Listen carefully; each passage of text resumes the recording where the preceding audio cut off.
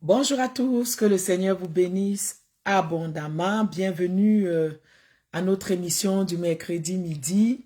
Voilà, donc aujourd'hui nous allons parler de la place du romantisme dans le couple et nous prions que le Saint-Esprit nous assiste, qui nous donne la grâce et qui nous donne la faveur.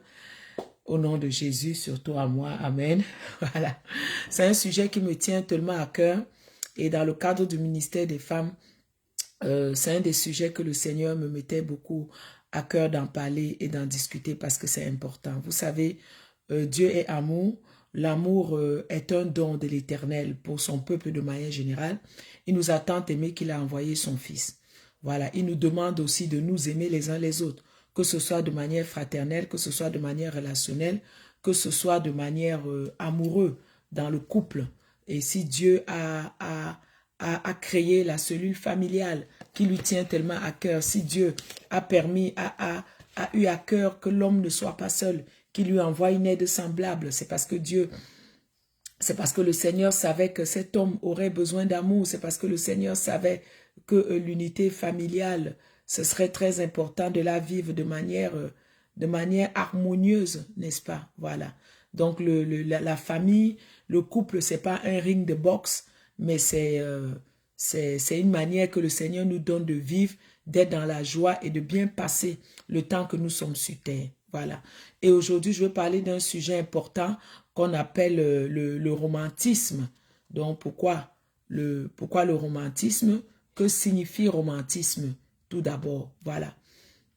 Si je vais dans la définition du Larousse, dans la définition linéaire, nous pouvons voir que le romantisme, il y a plusieurs définitions. C'est un romantique, par exemple, le romantisme, c'est un ensemble de comportements, de caractères de quelqu'un qui se laisse comme dominer par l'imagination. Donc, on peut aussi dire c'est le romantisme, c'est qui par nature touche la sensibilité et l'imagination et invite à l'émotion, à la rêverie, à l'expression de ses sentiments. Donc, vous voyez déjà que ça va toucher la sensibilité. Donc, c'est un ensemble de traits ou de caractères qui vont aller toucher la sensibilité, qui vont aller toucher l'imagination et qui invitent à l'émotion et à la rêverie et à l'expression des sentiments. Donc, tout de suite, vous voyez sensibilité, imagination, rêverie, sentiment. Donc, vous voyez que c'est quelque chose qui touche à l'amour, qui touche au sentiment, mais plutôt qui va plus au niveau de l'imagination, au niveau de la rêverie. Donc, c'est quelqu'un qui rêve, qui imagine comment il peut faire pour faire plaisir à son époux ou à son épouse. Comment il peut faire, il imagine, il cherche quelles actions il peut poser dans son imaginaire pour aller faire plaisir dans le concret. Donc, je répète la définition du romantisme, je résume un peu toutes les définitions que j'ai prises ensemble des traits de caractère ou de caractère propre au mouvement romantique. Donc, qui par nature touche la sensibilité et l'imagination et invite à l'émotion et à la rêverie, à l'expression de ses sentiments. Donc, il y a le côté imagination, il y a le côté rêveur, il y a le côté sensibilité. Comment tu peux faire pour aller toucher la sensibilité de quelqu'un? Comment dans ton imagination, tu peux aller deviner, tu peux aller imaginer ce qu'il aime pour aller toucher. Et un romantique, maintenant, c'est quelqu'un qui a la sensibilité. C'est quelqu'un chez qui, la sensibilité et l'imagination l'emportent sur des qualités pratiques. Voilà, qui a une conception idéaliste de la vie. Donc, vous voyez toujours un romantique, c'est quelqu'un qui a cette sensibilité-là de l'imagination. Voilà, donc ça va toujours dans le sens sensibilité, rêverie et tout ça. Donc, c'est quelqu'un qui imagine, qui cherche, qui rêve sur ce qui ferait plaisir à l'autre. C'est quelqu'un un peu, on va dire en bon français, c'est quelqu'un qui a fleur de peau ou qui a fleur bleue.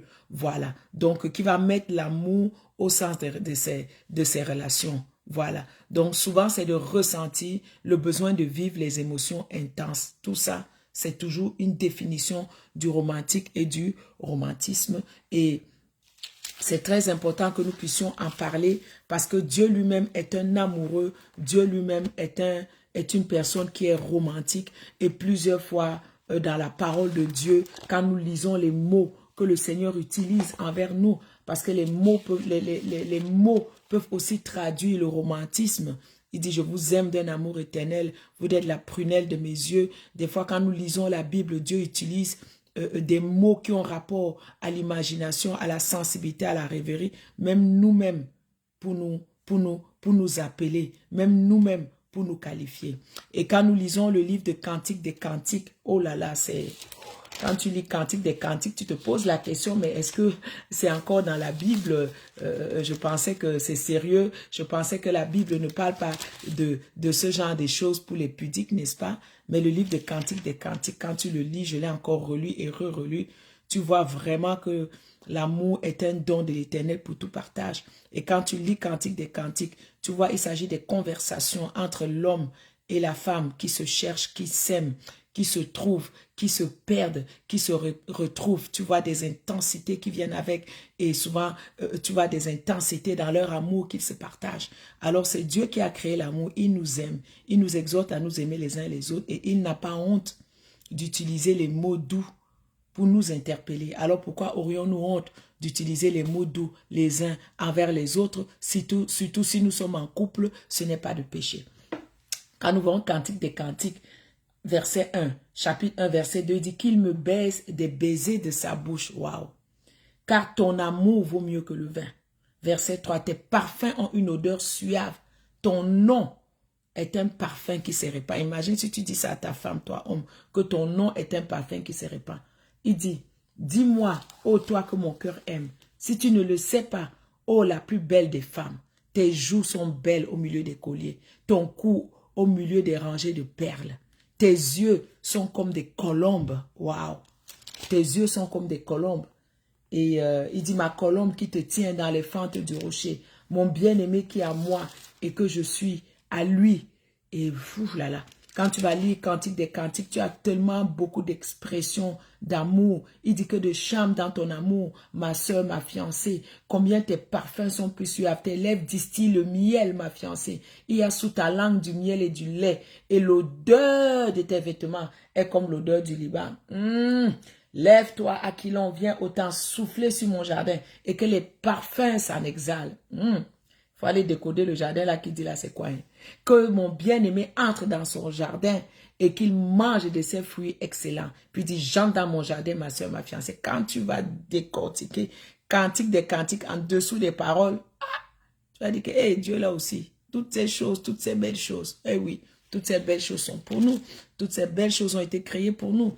Et Dieu veut que nous puissions nous réjouir de cette belle chose. Alors, premièrement, le romantisme, je vais le prendre sous deux aspects. Je vais commencer par les hommes et ensuite je vais prendre l'aspect des âmes. Pourquoi commencer par les hommes? Éphésiens 5, 23 nous dit que le mari est le chef de la femme, comme Christ est le chef de l'Église qui est son corps. Et la Bible nous déclare aussi dans le livre de Genèse que c'est l'homme qui quittera son père et sa mère et qui s'attachera à sa femme. Et au verset 25 d'Éphésiens 5, c'est écrit « Marie, aimez vos femmes ». Voilà, comme Christ a aimé l'Église pour la faire paraître glorieuse et tout ça là, sans ride, sans aucune tâche. Donc, nous pouvons voir tout de suite que l'homme étant le chef de la famille, c'est tout d'abord à Dieu, c'est tout d'abord à l'homme que Dieu donne le commandement d'aimer. Il dit, Marie, aimez vos femmes. Vous, femmes, soyez soumises, mais vous, Marie, aimez vos femmes. C'est bizarre, hein? Que Dieu donne ce commandement à l'homme. Pourtant, c'est la femme qui est l'être émotionnel. C'est la femme plus qui porte au niveau des émotions.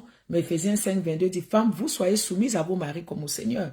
Car le mari est le chef de la femme, comme Christ est le chef de l'Église, qui est son corps, dont il est le sauveur.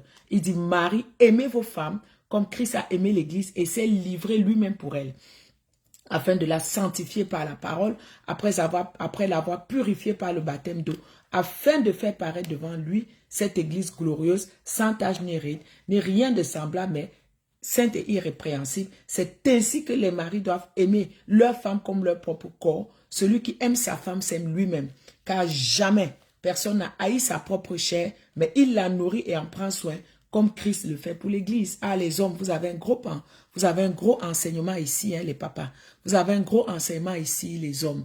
Voilà, donc Dieu donne à l'homme le mandat d'aimer la femme. Marie, aimez vos femmes. Et il prend la comparaison de comment Christ a aimé l'Église. Comment Christ prend soin de l'Église jusqu'à l'enlèvement de l'Église pour qu'elle paraisse devant lui sans tache, ni ride, glorieuse, sainte et irrépréhensible. Donc c'est comme ça que les hommes, vous devez aimer vos femmes. Vous devez aimer vos femmes. Vous devez vouloir que vos femmes aussi paraissent devant vous belles, sans tache, ni rides, ni rien d'irrépréhensible, sainte, ni rien d'irrépréhensible. Donc tu dois aimer ta femme comme tu aimes ton propre corps. Des fois, je vois des hommes qui s'habillent, qui dépensent beaucoup d'argent pour s'habiller. Mais quand c'est le temps d'habiller leur femme, quand c'est le temps de dépenser l'argent pour leur femme, ils ont de la misère à dépenser l'argent. J'ai déjà vu ça plusieurs fois. J'avais un magasin, je vendais les habits pour hommes, les habits pour femmes. Des fois, je voyais des hommes entrer, ils s'achetaient des costumes, ils sortaient $1000, $1500. Mais la femme est là, la femme même l'aide à choisir son costume et tout. Mais quand la femme veut même une robe, même de $50, tu vois, le monsieur change de visage, de contenance. Il a du mal à dépenser pour sa femme. Ce n'est pas bien. Bien-aimé, c'est un commandement.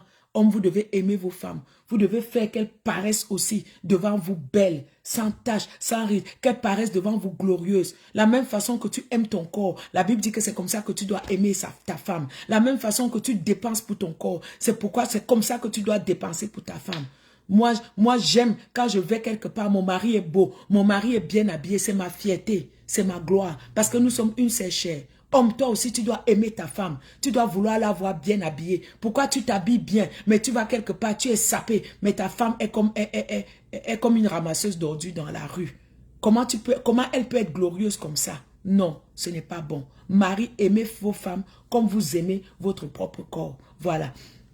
Donc, quand on parle du romantisme, on commence d'abord par l'homme, parce que c'est l'homme qui a le commandement d'aimer la femme, qui a le commandement d'aimer la femme, comme Christ a aimé l'Église. Voilà.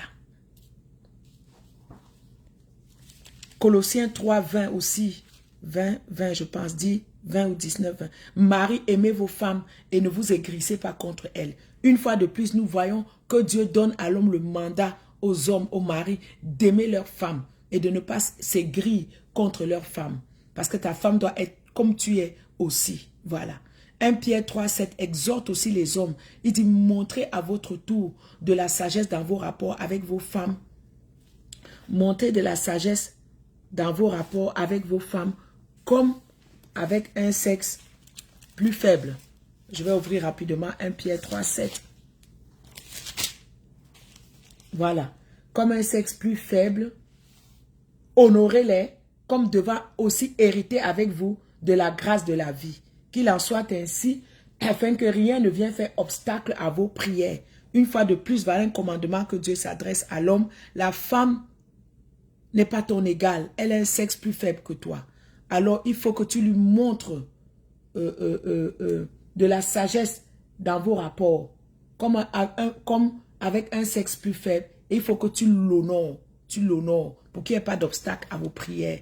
Donc, l'homme doit aimer sa femme. L'homme doit honorer sa femme. L'homme ne doit pas s'aigrir contre sa femme. Vous voyez, non? Comme un sexe plus faible.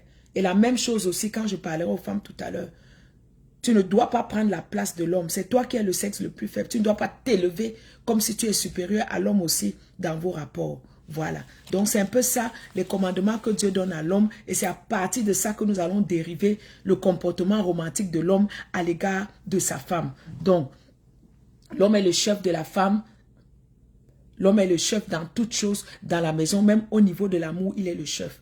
Maintenant, si je parle aux Africains, je pourrais dire que c'est pas trop. Nous dirons toujours que c'est pas trop dans notre culture parce qu'on n'a pas trop grandi dans ça. On n'a pas vu nos parents exprimer leur amour comme ici à l'Occident. On voit le père embrasser la mère ou la mère embrasser le père. C'est pas trop dans nos cultures. Donc, on n'a pas vraiment grandi avec ça. Mais à l'ère, au siècle dans lequel nous nous trouvons, nous ne devons pas toujours nous conformer à ce que nos parents n'ont pas fait ou nos grands-parents n'ont pas fait. Mais nous vivons un siècle, un autre siècle d'évolution et d'avancement. Nous devons être différents et nous devons faire les choses différemment. On ne peut pas vivre l'amour il y a 50, 40 ans comme nos parents ont vécu. Aujourd'hui, les choses ont changé. Je ne vous dis pas de faire des bêtises devant vos enfants, mais même entre vous, vous devez être plus expressif. Vous devez plus montrer l'expression de votre amour l'un envers les autres. C'est très important. Donc l'homme, tu as la responsabilité d'aimer ta femme. C'est un commandement que Dieu te donne dans sa parole. D'aimer ta femme comme tu aimes ton propre corps. Comme Christ a aimé l'Église. Voilà. Et de montrer la sagesse dans vos rapports comme envers un sexe plus faible. Donc ta femme n'est pas ton ring de boxe, elle n'est pas ton punching ball que tu vas boxer. Elle n'est pas au même niveau que toi. Tu es supérieur à elle. Et il faut que tu manifestes cet amour. Il faut que tu la vois comme elle est sexe plus faible. Et c'est toi qui dois couvrir cela. Voilà. Et maintenant, je vais prendre un autre passage qui s'adresserait aux hommes et qui s'adresserait aux femmes avant d'entrer dans le romantisme lui-même. Allons lire dans 1 Corinthiens 7, 32. Vous savez, dans tout ce que je fais, dans tout ce que j'explique, j'aime toujours utiliser la base de la parole. Je ne peux pas me nommer, je ne peux pas dire aujourd'hui que je suis une coach ou quoi que ce soit. Je suis un apôtre et j'utilise la parole de Dieu pour back-up, pour donner la base et la fondation à tout ce que je peux prêcher, à tout ce que je peux dire, parce que c'est la parole qui nous guide dans toutes choses. Allons lire 1 Corinthiens 7, vers le verset 30. Cliquez like, mettez des cœurs, partagez le direct s'il vous plaît. Je suis sûr que ce sera une bénédiction pour quelqu'un. Lisons un peu ce que 1 Corinthiens 7, 30 nous dit. On va tirer un enseignement. Il dit au verset 32. Celui qui n'est pas marié s'inquiète des choses du Seigneur, des moyens de plaire au Seigneur. Et celui qui est marié s'inquiète des choses du monde, des moyens de plaire à sa femme. Et il dit aussi pour la femme, celle qui n'est pas mariée s'inquiète des choses du Seigneur afin d'être sainte de corps et d'esprit. Et celle qui est mariée s'inquiète des choses du monde, virgule, des moyens de plaire à son mari. Voilà. Donc quand tu lis bien, il y a une virgule. Ça ne veut pas dire que les moyens de plaire à ton ami est mondain. Ça veut dire que quand celle qui n'est pas mariée va s'inquiéter des choses du monde, peut-être s'habiller, sortir, virgule, et va s'inquiéter aussi des moyens de plaire à son mari. Donc c'est deux choses différentes, les moyens de plaire au monde et les moyens de plaire à son mari. C'est pas que plaire à son mari est mondain. C'est pas ça, il y a une virgule. C'est comme quand tu cites beaucoup de choses. Là, il en cite deux, il y a une virgule entre les deux. Voilà. Qu'est-ce qui m'interpelle ici? M'interpelle ici que quand nous sommes donc mariés, nous nous inquiétons, oui, à part de servir le Seigneur et tout, nous nous inquiétons à des moyens de plaire à notre mari. À l'homme aussi qui est marié, il s'inquiète aussi à des moyens de plaire à sa femme. Ce qui est normal. Ce qui est normal. Donc quand on est célibataire, il n'y a pas de mari, il n'y a pas de femme, c'est normal qu'on s'inquiète des choses du Seigneur, des moyens de plaire au Seigneur. Mais une fois qu'on est marié aussi, en plus de s'inquiéter des choses du Seigneur, des moyens de plaire au Seigneur, on va aussi s'inquiéter des choses du monde et on va aussi s'inquiéter des moyens de comment plaire à notre femme ou comment plaire à notre mari. Et c'est maintenant les moyens de plaire à son mari ou les moyens de plaire à sa femme maintenant que je vais prendre ça aujourd'hui dans le cadre du romantisme, dans le cadre d'être romantique. Parce que c'est quand on est romantique qu'on cherche des moyens de plaire au mari ou des moyens de plaire à la femme. Tu ne filmes pas pour ton TikTok. C'est quand on est romantique qu'on trouve des moyens de plaire à son mari ou des moyens de plaire à sa femme. C'est la pensée que Corinthiens nous donne ici. Donc nous voyons que c'est biblique de trouver des moyens de plaire à son mari et de trouver des moyens aussi de plaire à sa femme. Là, j'ai établi la base de l'homme qui est le chef de la famille, à qui Dieu donne le mandat d'aimer pour aller dans le sujet du romantisme, mais la femme aussi a sa part à faire parce que la femme aussi, Dieu lui parle aussi. On a lu la semaine passée qu'on parlait sur la propriété dans 1 Pierre 3:1. Il dit, si quelqu'un n'obéit pas à la parole, qu'il soit gagné sans parole par la conduite de leur femme, en voyant leur manière de vivre. C'est aussi la femme qui est aussi interpellée dans son romantisme aussi. Parce que l'homme doit être gagné par ta conduite, par ta moyen de vivre, par ta façon de vivre, par tes moyens de t'inquiéter à lui plaire. Voilà. Et Colossiens 3:18 nous dit, femmes, soyez soumises à vos maris comme il convient dans le Seigneur. Donc, la femme et le mari doivent trouver des moyens. C'est maintenant ça qu'on appelle le romantisme, qu'on va en discuter plus en détail. Mais je vais d'abord établir la base spirituelle avant d'aller plus loin dans les idées pratiques de la vie. Donc la femme et le mari doivent trouver des moyens de se plaire les uns les autres. La femme doit trouver moyen de gagner son mari.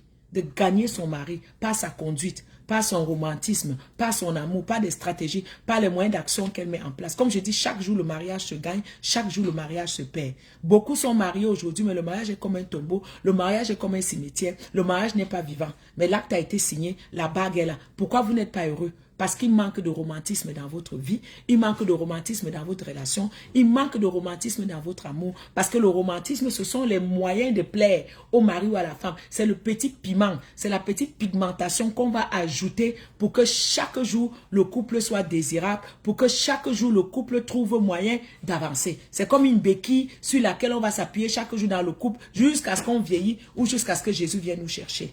Le mariage est supposé être vécu dans la joie. Le mariage, ce n'est pas un tombeau, ce n'est pas un cimetière où on reste juste pour rester, bon, on va faire comment? Non. Dieu nous aime. Dieu veut que le mariage soit une expérience vivante. Dieu veut que le mariage soit une expérience joyeuse. Dieu veut que chaque jour de ta vie, tu enjoys ton mariage, tu te réjouis de ton mari, le temps que vous êtes sur terre. Parce que là, vous irez au ciel, là, ce ne sera plus ça. Donc, ça ne doit pas être un cimetière, un tombeau, quelque chose, un fardeau. Le mariage est devenu un fardeau sur ta tête. Non, ce n'est pas ça. Il faut travailler.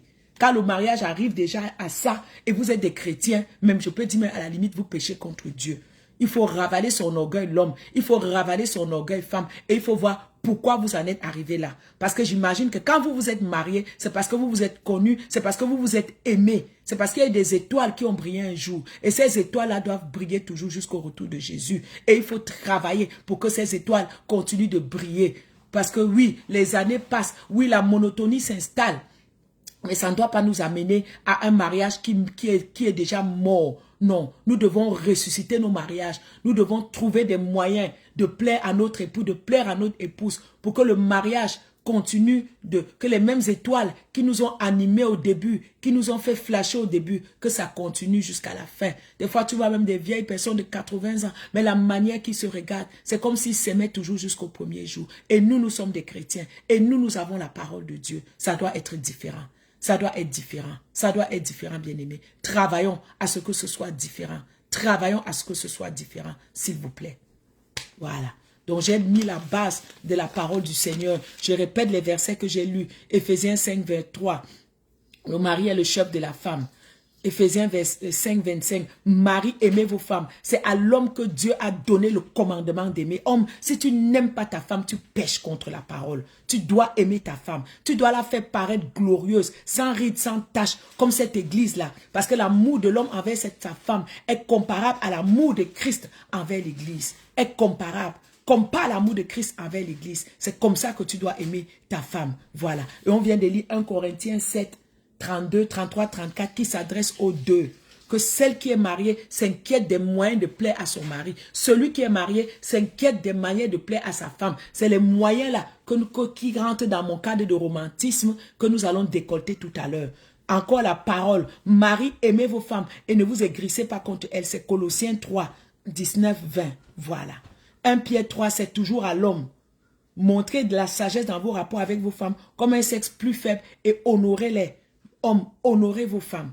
Honorez vos femmes. Et femmes, soyez soumises à vos maris. Soumission et tout ça, on va débattre à un autre jour. Aujourd'hui, je veux plus qu'on débatte sur l'aspect romantisme et vous montrer que c'est à base de la parole de Dieu. La Bible nous dit que Isaac a aimé Rebecca. La Bible nous dit que Jacob a aimé Rachel. Il a tellement aimé Rachel qu'il a servi 7 ans pour elle. Qu'il a servi. Voilà comment un homme peut faire un sacrifice pour l'amour qu'il a envers sa femme. Homme, si tu aimes ta femme, il y a des sacrifices que tu vas faire. Il y a des actions que tu vas poser. Jacob a travaillé 7 ans pour son amour par rapport à sa femme Rachel. Donc, il y a un sacrifice qui doit être fait quelque part. Vous voyez? Et ça doit être des deux côtés. Je dis toujours des deux côtés. Voilà. L'homme, oui, a le commandement d'aimer la femme. La femme est l'être plus émotionnel. Voilà. Elle est l'être plus émotionnel. Ce sera plus facile pour la femme d'aller. L'homme, souvent, on va voir tout de suite, mais oui, ce n'est pas notre culture africaine, mais on ne doit pas demeurer dans les limitations de notre culture. Quand nous connaissons la parole, elle nous a franchis. Les écailles tombent de nos yeux et on prie même le Seigneur pour nous demander, pour nous donner la grâce d'être romantique envers nos épouses, n'est-ce pas? Voilà. Allons maintenant dans les aspects pratiques du romantisme de tous les jours. Voilà. Et je sais que, bon, les hommes souvent ne sont pas trop expressifs, à part quand ils sont déjà prêts à descendre leurs pantalons, comme je dis toujours. Mais il faut qu'ils comprennent que le romantisme, ce n'est pas seulement l'acte sexuel. Le romantisme, c'est tout ce qui va autour, c'est tout l'ingrédient. Quelqu'un peut être romantique avec sa femme, il n'y a eu aucun acte sexuel quelconque, mais la femme est heureuse, la femme est épanouie. Parce que quand il y a le romantisme, ça va chercher les émotions. C'est pas, les hommes ramènent toujours l'amour souvent à l'acte sexuel, mais c'est pas l'acte sexuel. Tu peux même, il y a des couples qui vivent, peut-être le mari est impotent ou le mari a une maladie qui ne permet plus sexuellement qu'il soit performant, mais tu les vois heureux. Tu vois toujours les étoiles dans les yeux de la femme parce que l'acte sexuel n'est pas là, mais le romantisme est là. Et souvent, beaucoup de femmes même vont être comblées par le romantisme même, vont être comblées par le romantisme. Même si l'acte sexuel est long, après combien de semaines ou combien de mois, mais c'est d'abord la vie de tous les jours. C'est d'abord être tous les jours, c'est être agréable tous les jours, être tous les jours ensemble, agréable, c'est souvent même d'abord plus important. Voilà. Le romantisme va à la vie de tous les jours. Ça commence par bonjour au réveil. Bonjour mon chéri, bonjour ma chérie. Tout commence par là. Le romantisme d'abord, c'est des belles paroles. Parce que les femmes aiment entendre les paroles agréables. Les hommes aussi aiment entendre les paroles agréables. C'est de deux côtés. Les paroles agréables sont sucrées. Les paroles agréables pénètrent dans le cœur. Les paroles agréables rassurent l'autre personne. Écoutez ce que Proverbe nous dit. Proverbe combien là? Proverbe 15-30. Bon. Ce qui plaît aux yeux réjouit le cœur. Une bonne oreille, une bonne nouvelle fortifie les membres. Donc, une bonne parole, une bonne nouvelle va aller fortifier les membres. Ce n'est pas elle vraiment que je cherche. Allons voir 16-24. Voilà.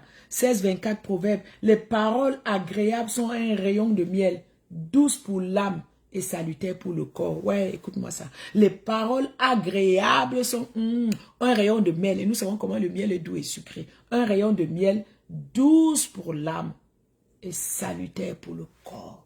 Douce pour l'âme, salutaire pour le corps. Donc ça va travailler dans le spirituel, bon, au niveau de ton âme qu'on ne voit pas. Et ça va travailler dans le physique. Donc dès que tu donnes des bonnes paroles, des paroles agréables à ton mari, des paroles agréables à ta femme, la Bible dit que c'est un rayon de miel, doux pour l'âme, salutaire pour le corps. Donc déjà le matin là, le bonjour mon chéri, bonjour ma chérie, comment tu as dormi? J'espère que tu as fait de bons rêves. Maman, même si tu avais passé la nuit à faire le marathon comme Usain Bolt, on t'a poursuivi avec les couteaux, les poignards.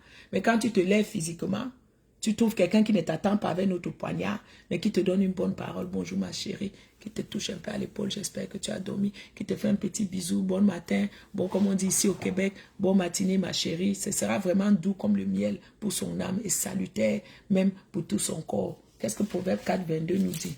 Vous voyez qu'on dit souvent qu'un bon parleur vu au dépend de celui qui l'écoute. Les paroles agréables, là, c'est puissant. Les paroles agréables, là, c'est déjà vraiment le bon début du romantisme. C'est déjà le bon début du romantisme. Parce que quelqu'un, non, il y a des hommes, ils ne donnent rien aux femmes de rien. Ils savent juste les paroles. Ils savent juste comment leur parler.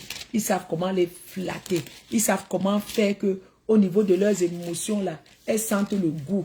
Au niveau de leur âme, comme il vient de dire là, c'est comme un rayon de miel. Elles sentent le goût, elles se sentent seulement bien. Des fois, c'est elle-même la femme qui va porter son sac d'argent, qui va aller donner à l'homme. Ce qu'on appelle les gigolos là. Un gigolo, c'est quoi? Un gigolo, c'est un homme. Un gigolo, c'est un homme qui vit au crochet des femmes. Un gigolo, c'est un homme qui vit au crochet des femmes. Comment est-ce qu'un gigolo va réussir à vivre au crochet des femmes? C'est seulement des belles paroles.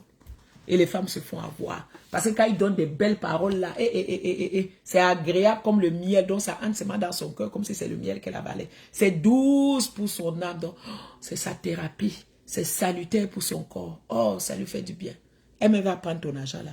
Elle va venir te donner. C'est comme ça que les gigolos s'en sortent. Parce qu'ils ont le verbe. Ils savent parler. Alors imagine, toi si tu sais parler à ta femme. Toi qui as le verbe pour parler à ta femme. Comment elle va être contente. La joie qu'elle aura. Tu crois que quand tu vas rentrer le soir, là, elle n'aura pas préparé ton meilleur plat, elle aura préparé ton meilleur plat. Tu crois que quand tu rentreras le soir, là, elle va t'enlever les chaussures à la porte, elle va même laver tes pieds, mon chéri, pardon, à cause des belles paroles que tu as déposées sur elle le matin avant de partir. Le miel, là, va sucrer toute sa journée. Mais il y a des hommes, même le matin, là, même bonjour, on ne te dit même pas. On se lève comme il y a la guerre, quelqu'un part. Il y a des femmes aussi le matin, même bonjour à son mari, elle se lève derrière, elle te regarde. Elle se lève là, elle part. C'est pas comme ça. La vie est trop courte, pardon. Bonjour, réveil, mon chéri, ma chérie. Comment tu as dormi? Des fois, vous savez, juste les paroles suffisent pour être romantique. Parce que les paroles traduisent ton état d'esprit. Ça traduit ce qui est dans ton cœur. C'est les réflexions de ton amour. Ma chouchoune, mon lapin. Bon, l'histoire qu'on appelle les gens, les animal là. Choisis quand même un bon animal. Bon, j'entends toujours mon lapin. Bon, je ne sais pas si on dit aussi mon coq. Oh. Si on dit aussi, oh ma chèvre, oh, oh mon chien, oh, oh mon bœuf, oh, oh ma vache. Oh. Bon, je ne sais pas pourquoi c'est le lapin. Bon, qu'on a choisi. Bon, je vais me conformer. Donc, peut-être je dirais à dire peut-être constamment le mot lapin. Parce que dans les animaux qu'on choisit, dans le romantisme, c'est le lapin qu'on choisit. Je ne sais pas pourquoi. On va y aller seulement. Voilà. Donc, ça commence par le matin. Ça commence par un bonjour, mon chou. Ah, dans les légumes aussi, il y a chou. Bon, je ne sais pas s'il y en a qui disent tomate ou petit poireau. Bon, donc si j'ai à prononcer les légumes, je vais aller pour chou. Parce que c'est ce qu'on entend souvent. Si c'est les animaux, je vais aller pour lapin. On va faire comment je me conforme. Voilà. Donc, ça commence le matin là. Et dans la journée, il faut prendre des nouvelles. Il faut appeler. Dans la journée, à midi, comment ça se passe, mon chou, mon lapin, comment ça se passe la journée, comment ça se passe. Peut-être s'il a un défi ou un problème au travail, il peut t'appeler, soit disposé pour écouter. Écoute-le, écoute-le. Des fois, il y a le stress. Le romantisme aussi, c'est d'écouter, de lui donner aussi des idées, c'est de lui demander de se calmer, c'est de mettre la paix dans son cœur pour que sa journée se passe bien. Voilà. On prend les nouvelles de ta femme, conforte-la, rassure-la, encourage-la, console-la, voit s'il y a un besoin. Femme, prends aussi les nouvelles de ton mari, console-le, rassure-le aussi, dis-lui que tout va aller, donne-lui des paroles de foi, voilà. Et le soir aussi, c'est important de parler, de se retrouver, de faire un bilan de la journée, un bilan des besoins, quels ont été les défis, de se conseiller les uns les autres. C'est un peu ça le soir, c'est de passer du temps ensemble, de manger ensemble, à table et de pouvoir prendre un temps de discussion. Aujourd'hui, on est trop pressé. Aujourd'hui, on n'a plus le temps, même le soir, de s'asseoir et de manger. Mais ce serait important, ce serait primordial. Sincèrement, moi-même, je passe souvent la plupart du temps, je prends mon repas, je monte vite dans ma chambre. Mais ça ne devrait pas être. Le soir devrait être le moment où nous sommes en famille, où nous avons le temps de discuter, où nous avons le temps de parler, où nous avons le temps de savoir ce qui s'est passé. Voilà. Homme, sache que la femme a besoin d'être rassurée. Homme, sache que la femme a besoin de se sentir au centre de l'attention. La femme a besoin de se sentir importante. Le romantisme, c'est toujours de lui dire comment elle est belle. C'est toujours de lui dire comment elle est la plus belle. C'est toujours de lui dire comment tu l'as aimée depuis le premier jour, tu l'aimes jusqu'ici. Homme, les femmes n'entendent pas ça souvent beaucoup. C'est souvent beaucoup de reproches. C'est souvent beaucoup de critiques. C'est souvent beaucoup de ce qu'elle n'a pas fait. Mais ce qu'elle a fait de bon, on n'apprécie pas. On n'apprécie pas. On ne donne pas de compliments. La femme est un être émotionnel. Homme, ouais, flattez-nous. Donnez-nous des compliments. Hein? Dites-nous qu'on est belle. Même si on a 130 kilos, dis quand même, chérie, c'est vrai que vraiment, hein, si tu perdais le poids, ta beauté en là encore mieux ressortie. C'est ça le romantisme. Hein? Pas seulement venir dire à ta fille, regarde comment tu es grosse, sac de patates, sac de ceci. Des fois, vous pensez qu'en disant ça, en étant dur, c'est là qu'on va aller maigrir. Non, des fois, en étant dur, vous nous donnez encore plus de soucis. C'est là aussi une mange ses émotions. Comme je mangeais les mains auparavant, elle va encore aller se garrocher sur la nourriture, elle va encore manger. Non, les hommes, arrêtons ça. Des fois, dans notre culture africaine, on pense qu'en faisant ça, non, je vais lui dire c'est vérité, je vais être comme ça, c'est là qu'elle va aller maigrir. Non, non, non, non, c'est pas ça. Au contraire, tu vas encore la pousser à être triste et dans sa tristesse, elle va encore aller manger doublement pour compenser. Non, soyez doux. Déjà, ne dis pas à ta femme, tu es grosse. Dis-lui, tu es légèrement enrobée. Tu vois, c'est différent. Tu es grosse. Grosse patate, gros sac de macabo. Non, non, non, non, non. Pardon. Ça, c'est pas être romantique. Dis vraiment, ma chérie, oh, tu es belle. Tu es belle comme au premier jour. Malgré les enfants, tu es toujours belle, ma doudoune. Bon, c'est... en tout cas, quand je te verrai avec 1, 2, 3, 4 kilos en moins, ou ma chérie, ta beauté va plus que ressortir. Tu lui parles comme ça, là, dès demain, là. Elle va aller voir une diététicienne, elle va aller se mettre au régime. Mais quand tu vas là, tu es grosse, tu es ceci, tu es cela, elle va se sentir frustrée, elle va se sentir triste, elle va encore aller manger. Parce qu'il y a des grosses, il y a des gens grosses, c'est les émotions qu'ils mangent à travers la nourriture. Il y a même des gens, tellement ils ont des soucis, même s'ils mangent peu, il va grossir. Parce que peut-être son métabolisme, ça fonctionne comme ça. Je connais plein de femmes qui disent, pasteur, je ne mange pas. C'est depuis que j'ai eu des problèmes que j'ai commencé à prendre du poids. Elle ne mange pas, mais elle mange ses émotions. Des fois, elle mange ses émotions en mangeant la nourriture. Donc, homme, soyez vigilants de ce côté-là. Le romantisme commence par les paroles. Souvent, tu n'as pas besoin nécessairement d'aller toujours acheter des cadeaux qui coûtent cher. Juste les paroles. Ta femme peut être la plus heureuse sur la terre. Elle peut se sentir valorisée. Elle peut se sentir aimée. Elle peut se sentir qu'elle a de la valeur, respectée. Ça va booster son estime de soi. Ça va la booster. Et ça va lui donner vraiment beaucoup de punch. Et ça va lui donner de l'assurance.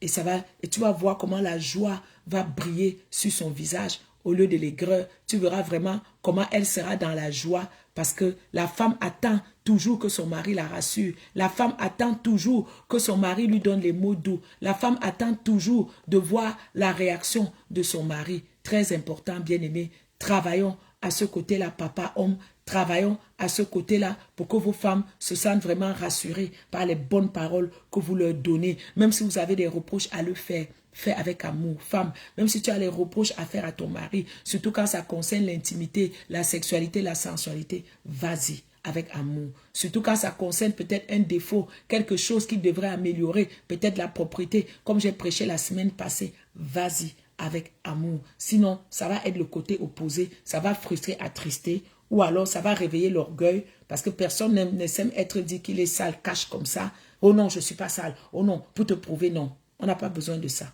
Le mariage, ce n'est pas un ring de boxe. Mais avec amour, quand on le dit, en prenant même un pas d'aider la personne, il y a plusieurs façons même que tu peux dire que ta femme est grosse. Tu n'as pas besoin de dire qu'elle est grosse. Tu peux aller toi-même prendre rendez-vous chez la diététicienne. Tu peux dire, ah chérie, vraiment, je pense qu'il est temps qu'on mange santé pour nous et pour les enfants. Ah, j'ai pris rendez-vous chez un diététicien. Allons voir un peu, allons prendre des conseils, allons prendre des trucs pour voir comment bien se nourrir. Voilà. Là, tu viens d'essayer d'aller résoudre son problème de poids sans nécessairement lui dire qu'elle est grosse. Voilà. Et pourquoi ne pas faire ce chemin de perte de poids ensemble? Pourquoi ne pas voir la diététicienne ensemble? Pourquoi ne pas lui dire, mais chérie, comme un homme m'a dit dernièrement, il dit, mais pourquoi ma femme ne cuisine pas santé pour nous tous? Parce que je lui disais, va doucement avec ta femme, va doucement. Il dit, non, pasteur, je fais les efforts que je fais. Mais ma femme aussi, elle peut cuisiner santé, que nous tous à la maison, nous mangeons santé. Ce qui n'est pas mauvais. Aujourd'hui, nos ados se nourrissent mal. Aujourd'hui, nos enfants se nourrissent mal. Aujourd'hui, ils prennent beaucoup de poids. Donc, pourquoi ne pas dire à ta femme, allons chez le diététicien pour toute la famille, pour toute la maison. Ça va aider. Moi, j'ai perdu du poids. Mon mari m'a beaucoup aidé. Vraiment, il m'a beaucoup aidé. Il m'a beaucoup aidé dans mon cheminement. Il m'a beaucoup aidé dans mon parcours. Il m'a accompagné chez la diététicienne. Il a payé mes honoraires chez la diététicienne. Et il a dit, moi aussi, je veux manger santé. Allons-y, ça va nous aider, nous tous. Et plein de stratégies que la diététicienne a données, lui aussi, il les applique. Faites ça quelque chose de famille. Homme, la femme ne va pas se sentir frustrée par les paroles. Le romantisme aussi, c'est à travers les différentes fêtes, les différentes saisons que nous vivons. Dieu a créé les fêtes aussi pour qu'on ait des temps de joie, des temps de célébration. Il y a les anniversaires, il y a Saint-Valentin, fête des mères, fête des pères, fin d'année, fête de la Pâque. Ce sont les différentes choses que Dieu a créées à travers des fois l'inspiration qu'il a donnée aux hommes pour pouvoir meubler et combler la vie familiale de tous les jours. Sinon, la vie serait vraiment ennuyante. Vous serez ennuyant. Vous voyez comment on attend Noël avec impatience. La période de Noël, dès le mois de novembre, on est festif, on est joyeux, on va acheter des cadeaux. Quelqu'un croit que Noël est biblique ou Noël n'est pas biblique. Ce n'est pas ça le problème de discussion. Le problème, c'est que c'est un temps de l'année où ça nous donne l'occasion de nous réjouir autour de quelque chose, ça nous donne l'occasion de nous faire des cadeaux et tout. Voilà, que tu crois que les anniversaires, c'est biblique. Les gens aiment souvent trop spiritualiser les choses, c'est pas ça. Ce sont des choses que Dieu a créées pour meubler, pour combler nos journées, comme le sport, les Jeux olympiques, les championnats du monde. C'est des trucs qui permettent aux nations de se réunir, qui permettent aux gens de tirer la fierté. Tout ne peut pas être toujours spirituel, tout ne peut pas être toujours charnel, vous voyez, voilà. Donc, les anniversaires, c'est important. Bon anniversaire. Parce que moi, avec les réclamations dans ma famille où les gens meurent à la fin quarantaine, début cinquantaine, je peux te dire aujourd'hui que j'apprécie les anniversaires. Je les apprécie plus que même que j'étais jeune, parce que quand j'étais jeune, je n'avais pas conscience spirituellement qu'il y avait des réclamations dans ma vie. C'est quand j'ai atteint 50 ans, j'ai regardé, Dieu m'a parlé, et j'ai vu dans ma famille, mon père est mort à 55 ans, tous ceux qui avaient une grande destinée meurent. À partir de 47, 48 ans, ils commencent à mourir, jusqu'à l'âge de 52, 53. Donc, Dieu m'a aidé à traverser 50 ans. Écoutez là, aujourd'hui, chaque anniversaire qui arrive, pour moi, c'est une célébration, même plus que les années passées. Parce que je réalise que par la grâce de Dieu, je suis en train de traverser les réclamations. Il y en a qui sont morts dans ces réclamations-là. J'ai même des oncles pasteurs qui sont morts dans ces réclamations. Qui suis-je aujourd'hui que Dieu me donne la grâce de vivre, de traverser cela? Alors pourquoi ne pas être content? Je célèbre mes anniversaires, ce n'est pas que je suis charnel, mais c'est parce que je suis content de voir que Dieu m'a fait traverser encore des années et que les réclamations familiales, ancestrales, générationnelles ne m'ont pas récupéré. Donc c'est une grâce. Pourquoi je n'aurais pas de la joie si mon mari célèbre avec moi, s'il m'offre des fleurs? Je serai dans la joie.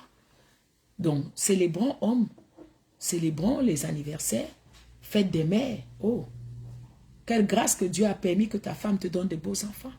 Est-ce que ce n'est pas l'occasion de la célébrer? Même si elle n'a pas accouché, il y a des enfants qu'elle a engendrés. Il y a des enfants que vous avez éduqués qui sont vos enfants. Pourquoi ne pas la célébrer? Fête des pères aussi. Il faut célébrer les papas. C'est important. C'est des choses que Dieu donne pour que nous puissions passer de temps, pour que nous puissions briser la monotonie de la vie. Donc le romantisme va à travers cela. La société nous a inculqué à donner des fleurs, hommes, pour la fête des mères, la Saint-Valentin, et femmes, à donner aussi des fleurs pour ton mari, pourquoi pas? Pas seulement des chocolats, des fleurs, des cœurs. Comme je dis, le romantisme, souvent, ça ne va pas nous demander de dépenser beaucoup d'argent. On a vu la définition, c'est l'imagination, c'est la sensibilité, c'est la rêverie, c'est d'aller être créatif, c'est de créer des choses qui peuvent plaire à ta femme. Tu la connais, tu connais sa corde sensible. C'est d'aller créer, imaginer des choses qui peuvent plaire à ton mari. Ce n'est pas nécessairement de faire de grandes dépenses. Moi, personnellement, j'aime les fleurs. Je suis comme une blanche. Comme on dit que dans notre culture africaine, on ne connaît pas trop les fleurs. Moi, j'aime les fleurs. Comme m'offre un pot de fleurs, j'aime les fleurs. J'aime les fleurs fraîches, je les mets dans le pot et après quand ça sèche, je les garde, ça me fait des fleurs sèches. Moi, j'aime les fleurs. Donc, si mon mari rentre, il m'offre un pot de fleurs de 15, de 20 dollars, oh là là, j'aurai la joie dans mon cœur. On a tout ramené au matérialisme, on a tout ramené aux bijoux, on a tout ramené aux paires de chaussures. Non. Il y a les fleurs. Moi, les fleurs, tu me les offres, je suis contente. Je ne vais pas te blâmer que pourquoi tu ne m'as pas donné des bijoux. J'aime les bougies qui sentent bon. La senteur lavande, la senteur rose. Mon mari rentre un soir, il m'a acheté juste une belle bougie lavande. Moi, j'aime les bougies. Toute ma maison, c'est ça. Des fois, quand je rentre de voyage, j'ai fait 2-3 mois loin de ma famille. Quand je rentre, je vois que la chambre est bien arrangée et je vois que les bougies ont été allumées. J'aime quand j'entre dans ma chambre, ça sent bon. Même quand je voyage, je pars avec mes chip-chips, je pars avec mes bougies, j'allume. Moi, j'aime ça. Quand je reste, je sens une bonne odeur de rose et de lavande. J'aime ça. Donc, mon mari, juste de m'offrir des bijoux, de m'offrir des fleurs ou mes enfants, ça comble déjà ma journée. Et le romantisme, oui, c'est en couple, mais on peut aussi être romantique avec nos enfants. Nos enfants peuvent être romantiques aussi avec les parents. Si mon fils m'offre des fleurs, je serai content. Quand mes filles m'offrent des fleurs, je suis content. Quand ils m'achètent des bijoux, maman, je suis rentrée, cette bijou sentait bon, je suis content. S'ils m'achètent des senteurs, des pots pourris, je suis content. Hein? Je suis très contente. À la Saint-Valentin aussi, des fois, j'achète des chocolats à mes enfants. Ils sont contents. Des fois, j'attends pas la Saint-Valentin. Quand je vais dans les magasins, je vois des chocolats, je vois des bonbons, je vois des chips, je vois des choses qu'ils peuvent aimer. Ok, ça fait longtemps qu'ils n'en ont pas mangé, ils n'en mangent pas souvent parce qu'on privilégie la santé. Mais une journée en passant, je peux leur faire plaisir. Une journée en passant, je peux leur faire plaisir. Tout comme eux aussi, une journée en passant, ils peuvent me faire plaisir. Voilà. Donc, c'est des petites attentions, des fleurs, des chocolats, des glaces, hein, des petits restos. C'est des petites attentions qu'on peut faire qui vont agrémenter le romantisme, que ce soit de la part des femmes ou que ce soit de la part des hommes. C'est aussi important de créer des moments à deux où on se retrouve dans l'intimité, soit dans un spa, ou au restaurant, ou un concert, ou au cinéma, ou même dans ta baignoire, dans votre salle de bain privée. Tu mets de l'eau chaude, tu mets des sels de bain, tu mets des senteurs qui sentent bon, tu allumes des bougies qui sentent bon au bord de la baignoire, tu verses quelques pétales de fleurs, tu sais que ton mari travaille dur, il rentre fatigué, tu dis chérie, viens dans le bain, j'ai mis de sel d'Epsom, j'ai mis des sachets antimusculaires pour le corps, chérie viens, vraiment prends un bain chaud, ça va te relaxer, ça va enlever la tension sur tes muscles, ton mari va beaucoup apprécier, ça ne t'a pas coûté grand chose, il va apprécier. Homme aussi, si tu fais ça pour ta femme, elle va apprécier. Moi j'aime bien les bains chauds, j'aime bien les bains chauds, tout le monde ici le sait.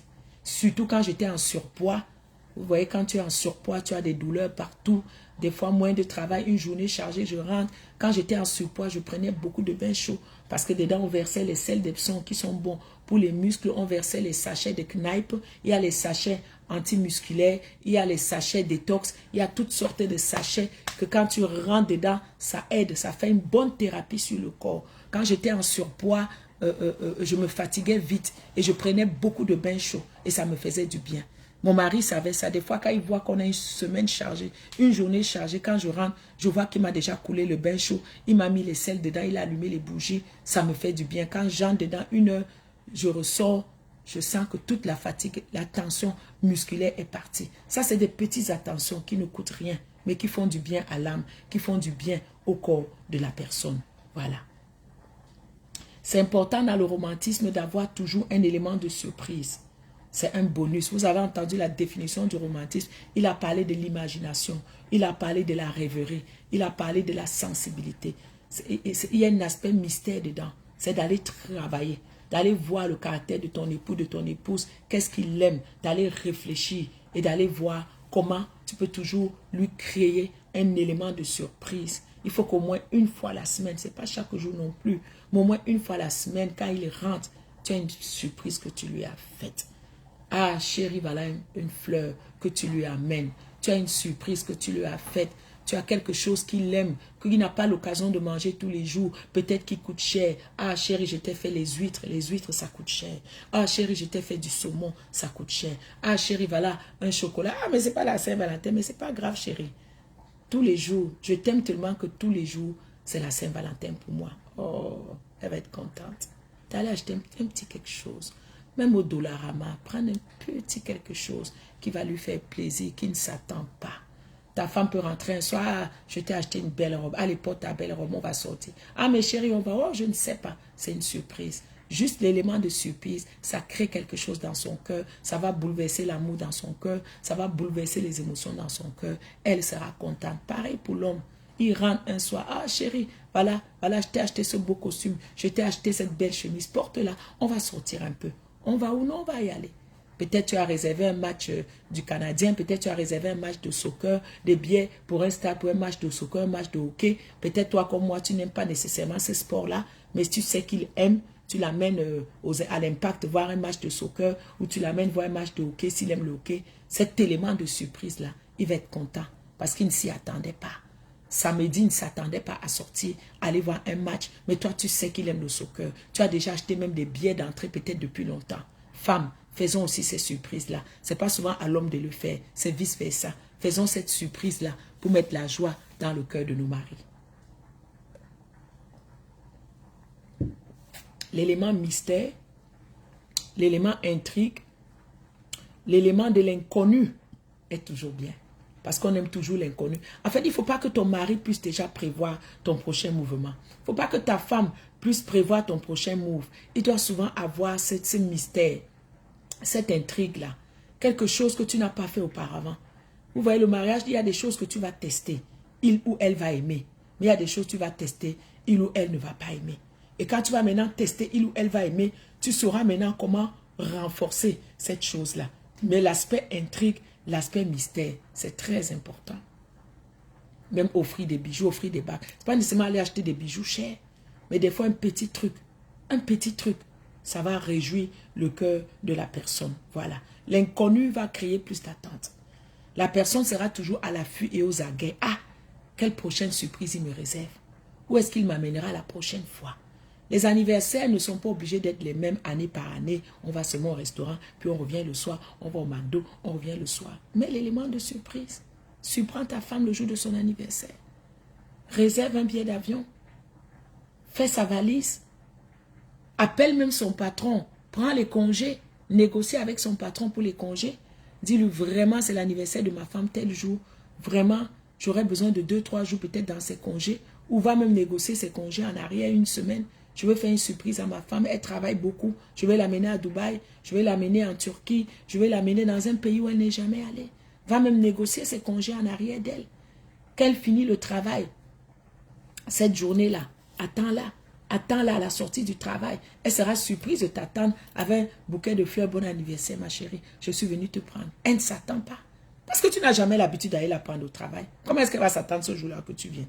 Juste cet élément de surprise, même juste dans le romantisme, juste de temps en temps même, aller attendre ta femme au travail ou aller attendre ton mari au travail, c'est déjà bien. C'est déjà un élément de surprise parce qu'il ne s'attend pas. Il sera content de te voir. Ou elle sera contente de te voir après la sortie du travail, l'attendre. Oh chérie, je suis venue te prendre aujourd'hui. Juste ça. Si tu as une fleur, tant mieux. Même si tu n'as pas la fleur, juste ça. Cet élément de surprise-là, ça fait du bien. Combien de fois si c'est son anniversaire? Combien de fois si c'est fête des mères? Combien de fois si c'est juste une journée d'appréciation que tu as pour elle? De l'attendre au travail. Chérie, je t'attends. J'ai une surprise pour toi. Mais quelle surprise, quelle surprise. Tu vas découvrir. Tu l'amènes dans la voiture. Sa valise est déjà derrière. Direction aéroport. Mais chérie, on s'en va. Où on est à l'aéroport? Oui, on est à l'aéroport. Attends-moi ici, assieds-toi là. Tu as déjà les passeports, tu as tout. Tu vas faire l'enregistrement. Mais chérie, on s'en va où? Tu dis allons seulement. C'est peut-être même dans l'avion. Ou si elle est curieuse, quand vous êtes maintenant devant le vol, elle regarde le petit écran. Oh, Paris. Oh, Dubaï. Oh, Venise. Oh, et Joshua, tu es en train de m'écouter. Dis à ton père, quand il me flattait, quand il me cherchait, il m'a promis qu'il m'amenait à Venise. Voilà presque 30 ans qu'on est mariés. Je n'ai pas vu Venise là. Il m'a dit que là, on allait prendre le bateau, on allait aller sur les gondoles là, de Venise, sur l'eau. Il m'a amené prendre le bateau pour aller chez lui là-bas à Bukavu. Ce n'est pas Goma Bukavu là qui m'avait promis.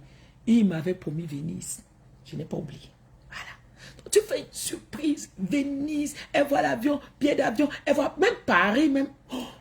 Enfin, moi j'ai beaucoup voyagé. Donc j'ai tellement voyagé que si tu veux me surprendre côté voyage, il faut vraiment que tu sois créatif. Je suis né dans l'avion. Ma mère a travaillé à Cameroun Airlines. Donc dès l'âge de 8 ans, où nous étions dans les avions, j'ai découvert des pays et des pays avant de venir m'installer au Canada. Donc si tu veux me surprendre côté voyage, il faut que tu sois créatif. Mais je ne suis jamais allé à Venise. Quand Bissot courait derrière moi là, il m'avait promis Venise jusqu'aujourd'hui. Qui m'amène à Venise là avant le retour de Jésus. Voilà. Donc c'est ça. Donc une petite surprise, ça fait du bien. Même une surprise en famille. Les enfants, vous pouvez vous asseoir, vraiment, papa travaille dur. Il n'a pas souvent le temps de prendre des congés. Peut-être c'est le seul qui a un revenu stable. Surprenons papa, une année. Allons discuter avec son patron. Prenons un congé. Offrons-lui un voyage. Moi, je sais qu'il sera content. Voilà.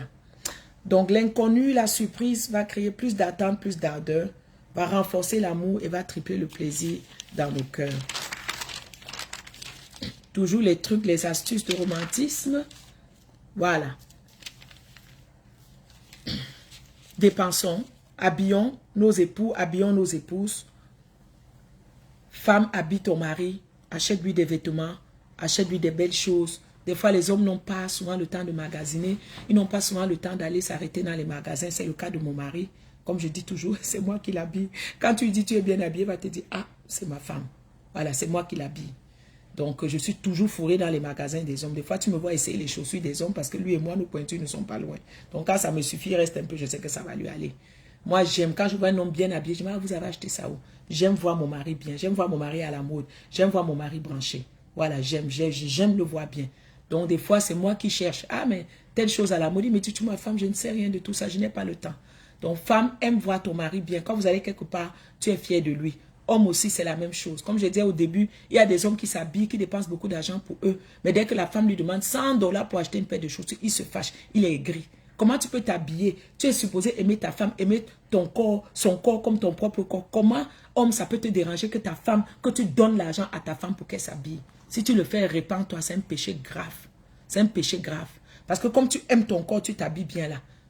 Ta femme aussi, c'est ton corps. Tu dois aussi vouloir que son corps soit bien habillé. Donc, mari, habillez vos femmes. Si vous n'avez pas le temps d'aller dans les magasins, donnez-lui l'argent. Qu'elle s'habille.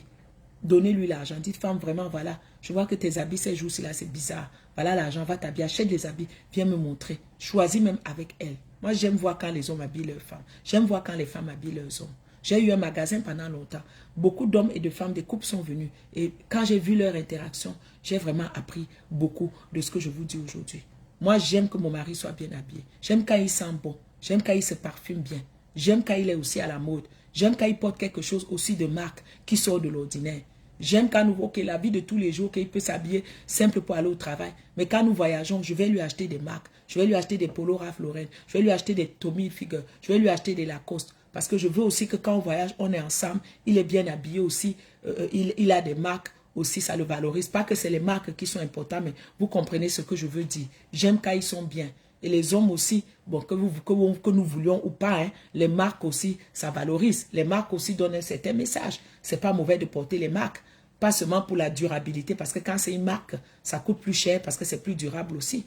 Tu vas acheter un polo Ralph Lauren à 100 $, tu vas acheter un polo à 10 $, à force de laver, tu verras que le 100 $ va rester intact pendant des années, des années. Voilà. Donc, il faudrait que tu désires voir ton mari bien habillé. Il faut que tu désires voir ton mari petit, c'est important, ça aussi. Ça rentre dans le romantisme. Aussi, maquillage, femme, c'est bien de se maquiller souvent, pas tout le temps, même une fois par semaine. Moi, je vois tous les samedis, souvent, je ne sors pas, des fois, je suis à la maison avec mon mari, les enfants, mais je mets un petit crayon, je mets un petit truc, un petit rouge à lèvres, parce qu'en semaine, je n'ai pas l'occasion de le faire. Je me maquille beaucoup plus dimanche, parce que bon, je vais à l'église, mais je connais même des femmes qui se marient tous les jours. Donc, elle me dit, quand je finis de cuisiner, j'ai fini, je me maquille quand son mari rentre. Même des fois, je peux aller par surprise lui rendre visite, je vois qu'elle est toujours maquillée. Voilà, il y a des femmes comme ça. Moi, je ne suis pas trop maquillage de nature. Il y a des femmes qui sont maquillées, je ne suis pas trop. Mais le samedi, je mets un petit quelque chose et le dimanche, je me maquille pour l'église. Voilà, pour plus l'église. Voilà, voilà. Donc, femme, maquille-toi souvent, fais-toi belle, fais toujours quelque chose aussi de différent. Surtout le week-end, quand vous êtes ensemble, habille-toi différemment, fais-toi plus belle, plus chic, plus sexy.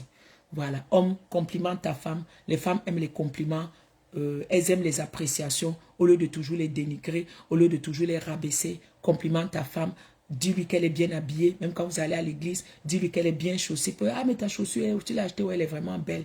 Elle va aimer ça. Ça lui met la joie dans le cœur. Ah, tu es bien habillé, ça va bien. Même quand s'habille à chérie, ça, non. Mais une autre fois, essaye. Participe. Les femmes aiment s'habiller. Participe à son habillement. Participe à sa façon de faire. Elle aime ça. Elle va beaucoup apprécier. C'est très important. Il y a des femmes même qui vont peut-être demander à l'homme de magasiner avec elle. Moi, j'aime quand mon mari magasine avec moi parce qu'il m'aide à choisir. Des fois, quand je ne suis pas sûre, j'achète quelques-uns, je viens et il m'aide à choisir. C'est important. Ça crée toujours le romantisme d'aller faire des courses avec son époux ou son épouse, de choisir ensemble. Ça renforce des liens. Pendant que vous faites des courses, vous vous arrêtez, vous mangez, vous parlez. Vous avez l'occasion de vous retrouver. Voilà. Autre partie du romantisme, être concerné dans toutes les étapes que ta femme va traverser dans sa vie. Là, je m'adresse à l'homme, être concerné, les vivre à deux et les partager, que ce soit dans la maladie, que ce soit dans les deuils, dans les accouchements, dans ses relations avec les autres, vice-versa. Nous devons partager ça ensemble.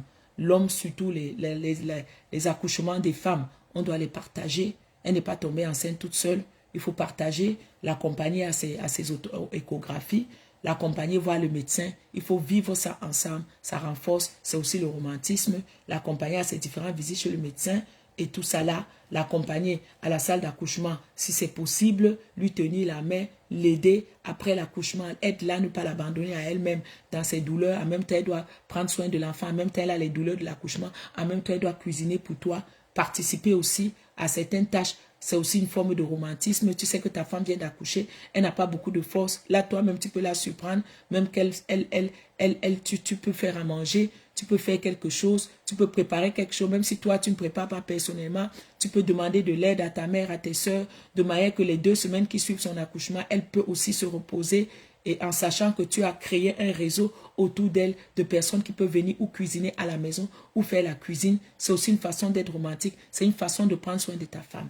Ne laisse pas ta femme, elle vient d'accoucher, elle a les douleurs de l'accouchement, elle doit allaiter le bébé, et en plus, il faut encore qu'elle commence à faire le ménage, il faut encore qu'elle commence à faire la cuisine. Non. C'est là où vraiment la complémentarité du couple entre en jeu. Voilà. Femme aussi, il faut être complémentaire avec ton mari. Peut-être dans le travail qu'il fait, peut-être tu peux l'aider. Peut-être tu es bon à taper, tu peux faire le secrétariat pour lui. Peut-être il a beaucoup de données à rentrer. Peut-être il a beaucoup de comptabilité, beaucoup de choses. Des fois, juste rentrer les choses à l'ordinateur. Si tu as ces aptitudes-là aussi, tu peux l'aider. Ça le soulage côté travail et ça fait qu'il n'a pas beaucoup de soucis. Et ça fait que quand il rentre, il a du temps aussi pour t'accorder. S'il y a moyen que tu l'aides aussi d'une manière ou d'une autre dans son travail, dépendamment du métier qu'il fait, tu peux aussi l'aider. Tu peux l'aider. Je connaissais une dame, son mari était conducteur d'autobus scolaire pour enfants. Elle aussi savait conduire. Donc, des fois, elle aidait son mari. Ils ont même agrandi la business comme ça parce que des fois, elle aussi conduisait le bus. Au début, elle l'aidait souvent. Mais à un moment donné, ils ont réalisé qu'elle pouvait aussi le faire. Tu peux aider aussi ton mari, dépendamment de son travail qu'il fait, surtout s'il est autonome, s'il est peut-être jardinier, tu peux aller avec lui pendant qu'il plante les fleurs, tu peux l'aider à enlever les mauvaises herbes, tu peux soulager sa tâche, tu peux soulager la lourdeur de sa tâche. Je sais qu'il va aussi beaucoup apprécier. Peut-être ton mari peut être simplement même chauffeur. Peut-être tu peux avoir le droit d'entrer dans son camion, dans sa voiture avec lui. Peut-être s'il fait les livraisons. Pendant qu'il fait les livraisons, vous pouvez parler, rire. Ça fait passer le temps. Ça lui met aussi la joie dans le cœur. Créer des choses que vous pouvez vivre à deux. Que vous pouvez vivre à deux. Même dans vos métiers respectifs que vous faites. Si vous pouvez le faire à deux, faites-le. Ça va aider. Voilà. Se soutenir dans les moments de deuil, dans les moments de tristesse. Consoler. Savoir comment annoncer la nouvelle. Même si tu n'aimais pas son père, ne va pas dire hey, ton père est mort. Non, il faut trouver des moyens de le faire. Il faut avoir la sensibilité de le faire. Tout ça, ça entre dans le romantisme. Voilà. Vouloir que ta femme soit belle dans son corps. Vouloir que ton mari soit beau dans son corps. Dépenser pour sa femme. Faire attention aux remarques que nous allons poser. Voilà. Ok, j'ai abordé beaucoup de choses. Ok, j'ai abordé beaucoup de choses, que ce soit du cas de l'homme, que ce soit du cas de la femme. Maintenant, nous devons retenir aussi ceci. Comme j'ai dit au début, l'amour est un don de Dieu pour le couple. Et je m'adresse aux hommes. Le romantisme ou l'amour n'est pas un signe de faiblesse. Souvent, les hommes vont se dire, oh, si je fais ça, c'est que je suis faible. Ou un signe d'orgueil. Oh non, oh, un homme. Non, non, non, non, non. L'amour, c'est les deux. C'est à double sens. Donc, ce n'est pas un signe de faiblesse ni un signe d'orgueil. Tu ne dois pas penser au niveau d'orgueil. Ou si tu fais ça, tu n'es pas un vrai homme. Ou tu es un lâche. Ou si tu es au bout de ta femme. Ou tu es faible. Non. La Bible dit, Marie, aimez vos femmes. Ne vous aigrissez pas contre elles. Honorez-les. Donc, tu dois être fier d'être romantique. Tu dois manifester ton amour à ta femme à travers tes gestes romantiques. Parce que la Bible dit que tu dois prendre soin d'elle comme un sexe plus faible. Donc, c'est la complémentarité en toutes choses. Voilà. En toutes choses. Donc, et la femme aussi, ce n'est pas une façon de t'enorgueillir aussi, ou ce n'est pas une façon d'utiliser pour pouvoir commander ton mari. Non, c'est la créativité des deux côtés. Sur comment faire plaisir à l'autre, comment lui être agréable. Il faut rêver, imaginer ces actions-là. Il n'y a pas de règles strictes dans le romantisme. Il n'y a pas de règles à respecter. Ce n'est pas ou gris ou noir. Laissez-vous aller à votre imagination. Laissez-vous aller à vos idées en fonction du caractère, du comportement de la personne et voir comment ça va se passer. Voilà. C'est ce que j'avais pour vous aujourd'hui. Que Dieu vous bénisse abondamment. À mercredi prochain midi pour un autre sujet important qui va concerner le couple ou les enfants. Je ne sais pas. Selon que Dieu va m'utiliser. Merci de m'avoir suivi. Cliquez, like, partagez, mettez des cœurs. Que Dieu vous bénisse abondamment. Je prie... excusez-moi. Jessica! Jessica! Descends! Voilà. Donc, je prie. Tu as laissé quelque chose au feu. Désolé, hein, Jessica a mis quelque chose au feu. Je sens que c'est en train de cramer. Voilà. Donc, je prie que Dieu puisse consoler les cœurs des femmes qui n'ont pas beaucoup eu ce romantisme-là de la part de leur mari. Et vice-versa. Femme, ne vis pas dans l'aigreur, ne sois pas aigrie, ne sois pas amère, ne deviens pas méchante. Communique avec ton mari, essaye de parler. Le couple, à un moment donné, il faut sauver. Il faut sauver son couple. Il faut parler. Quand on voit que les réseaux de communication sont fermés, il faut créer les réseaux de communication. Là, ça appelle à l'humilité. Il ne faut pas avoir l'orgueil dans le cœur. Il faut dire à ton mari, voilà, ça fait X nombre de temps, tu n'as pas fait ceci. Voilà tel anniversaire, voilà telle chose. Marie aussi parle à ta femme. Des fois, comme je dis, ces choses que je viens de dire ne sont pas trop dans notre culture africaine. Mais nous ne devons pas demeurer dans les limitations de notre culture. Mais je pense qu'en communiquant, en parlant, on peut trouver quelque chose. Femme, si tu crois qu'en parlant, ça ne fonctionne pas, prie. Tu n'as pas la télécommande du cœur de ton mari.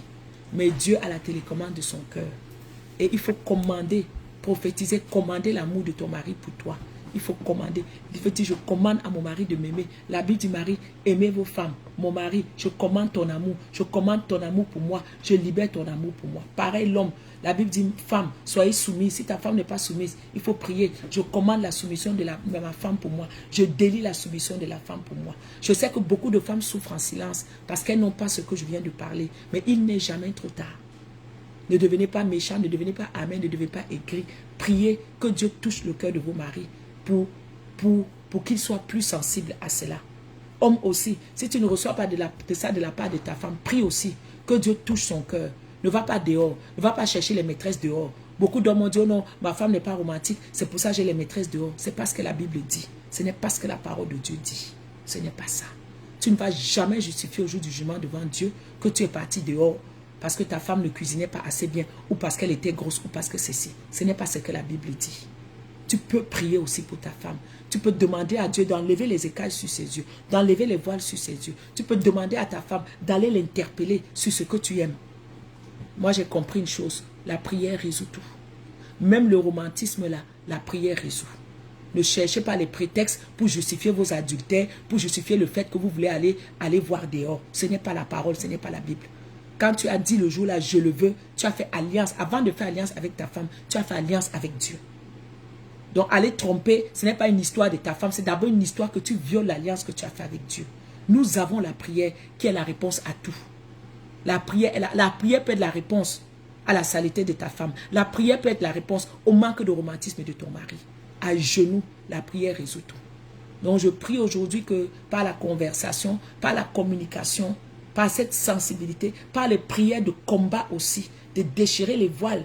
Des fois, ton mari peut être voilé. C'est pour ça qu'il ne te voit pas, il ne t'apprécie pas à sa juste valeur. As-tu déjà combattu que tout voile qui voile les yeux de mon mari? Femme, tu dois prier que tout voile qui voile les yeux de mon mari, qui l'empêche de me voir, de m'apprécier, d'être romantique, que ce voile soit déchiré. Tu peux prier que tout écaille sur les yeux de mon mari, qui l'empêche de m'apprécier, d'être à ma juste valeur, soit tombé. Des fois, c'est le combat spirituel. Des fois, c'est les liens familiaux. Des fois, c'est les modèles familiaux qui font que ton mari ne te voit pas, qui font qu'il ne t'apprécie pas. Il faut combattre, il faut délier, il faut lier. Des fois, c'est juste ça. Amène le combat spirituel dedans. Un matin, tu vas voir, c'est comme si, paf, il sortait d'un autre monde. Il va commencer à te voir autrement. Il va commencer à te désirer autrement. Tu seras étonné. Est-ce que chaque jour, tu sais les paroles qu'on prononce sur ton mariage? Est-ce que chaque jour, tu sais les paroles que peut-être les anciennes maîtresses ou les anciennes filles qui devaient épouser n'ont pas épousé? Quand toi, tu es venu, c'est toi qui l'as choisi. Est-ce que tu connais les malédictions qu'elles ont prononcées sur lui? Est-ce que tu connais les malédictions? Ce couple-là ne fonctionnera pas. Lui, là, il ne va jamais t'aimer comme il m'a aimé. Des fois, je suis désolée, mais ces paroles vont le rattraper. Ce n'est pas toujours divorcer, divorcer, divorcer, divorcer, divorcer, divorcer. Divorcer pourquoi? Là où tu pars, ça va être mieux.